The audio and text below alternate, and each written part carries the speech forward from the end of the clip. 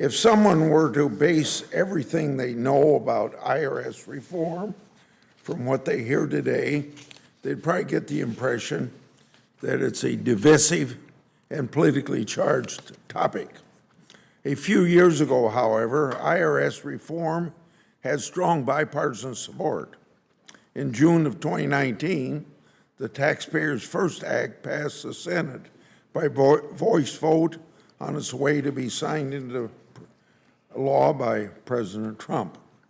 As then chairman of the Senate Finance Committee, I'm proud to have had a hand in enacting legislation that had improving IRS customer service as its top priority.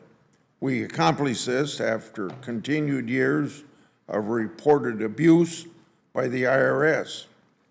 Now, what's changed since just a little over 4 years ago? The so-called Inflation Reduction Act, jammed through Congress on a party line vote, reversed this course. Democrats abandoned a bipartisan focus on customer service in pursuit of partisan enforcement first efforts. Now, you might get the idea that I like tax cheats. That would be wrong. When it comes to holding known tax cheats accountable, I'll take a back seat to no one. And so I'll refer to 2006 legislation that I offered and authored, improvement to IRS whistleblower program to encourage people with information about high tax dollar fraud to step forward. Now, since that law was passed, we've brought in $6 billion into the federal treasury from these whistleblowers' information, and it has the potential to collect 10 billions more from identified tax cheats. I've been trying to work with the IRS on this whole thing to get them to take this program more serious than they do. It takes some whistleblowers 10 to 11 years on average to get information back. What is the IRS doing with the information that they got? And obviously that whistleblower's interested in that because they get a percentage of what is collected. So efforts to paint one side of the aisle as friendly to tax avoidance or tax evasion ignores that taxpayers of all types attempt to minimize their tax liability in a legal way. Even wealthy President Biden routed income from books and speeches through S corporations to avoid Medicare taxes. Earned income tax credit that mostly benefits lower and middle income taxpayers costs billions of dollars in fraud every year. The overwhelming emphasis upon tax enforcement taken by the Inflation Reduction Act will come at tremendous cost to innocent small business owners and others caught in the IRS audit dragnet. You almost get the opinion listening to debate in Congress and what you hear from the IRS and Treasury people that everybody that's a small business person is a tax cheat. My Democrat colleagues don't seem to care about the cost to small business.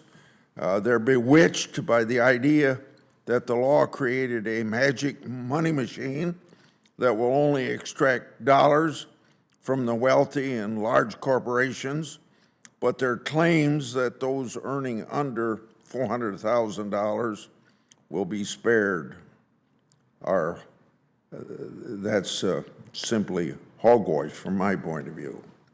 The projected tax gap disproportionately consists of pass-through businesses and sole proprietorships, which invariably puts a target on the back of small businesses. The IRS has said the $400,000 threshold will be based on what they call total positive income. Now, that's an extremely broad definition of income that will capture many unsuspecting small businesses. Plus, A recent Treasury Inspector General report found that IRS lacks a uniform definition of a high-income taxpayer, and IRS also has no plans to make such a definition. And the threshold isn't adjusted for inflation, so more and more taxpayers will get caught up in this more will get caught up every year. Now, this reminds me of the debate going back to the alternative minimum tax that was set up in the 1960s. It wasn't indexed. It was supposed to hit a few million or a few hundred taxpayers that weren't paying enough tax. So let's get a little bit of them through the alternative minimum tax. It wasn't indexed, and finally it covered millions and millions of middle-income taxpayers. Yet the revenues Democrats are counting on may not even pan out. Even CBO notes in a fine print of their estimates that there's great uncertainty. In a letter to House Republicans last year, CBO says that it estimates the IRS will, quote, use all available productive approaches to increase revenues and raise voluntary compliance from taxpayers with all amounts of income. In other words, people under $400,000 a year income, end of quote. This is a huge assumption, given scandals we read day to day. So you read less than a month ago, an IRS contractor pleaded guilty to stealing the tax information of thousands of taxpayers and even President Trump. The IRS doesn't deserve the presumption it's going to do the right thing all the time. Instead of throwing billions of dollars at the IRS enforcement, our constituent service would much better be served by a customer service focus. I have a great deal of confidence in a position called taxpayer's advocate within the IRS. So we have the recent one, and one just retired from that position, Aaron Collins and Nina Olson, who previously held, Nina Olson previously held that role, have said customer service should be focused on more than enforcement, and that the best way to close the tax gap is to help taxpayers do the right thing.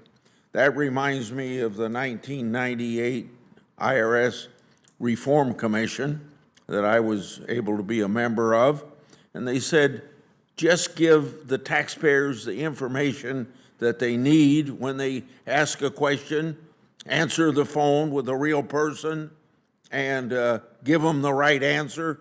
That's the best way to get the taxpayers to pay the right amount of money. The IRA also doesn't include the sort of robust oversight and deliberations that was part of earlier attempts to reform the IRS. To accomplish this sort of oversight, we should enact the IRS Funding Accountability Act, which I've led with Senator Thune. This legislation would put a pause on new enforcement funding until the IRS provides detailed plans for how that $80 billion is going to be spent. Right now, none of us know how these dollars are being spent by the IRS. Congress would then have the opportunity to review IRS's spending plans and reject them if not up to snuff. We all want tax cheats to be held accountable. However, we must first help the majority of taxpayers who want to do the right thing. Let's resist the siren call of magic money machine and put taxpayer services first. That's the way to get the tax money coming in. Let's return to bipartisanship we had a little over 4 years ago. Thank you, Mr. Chairman.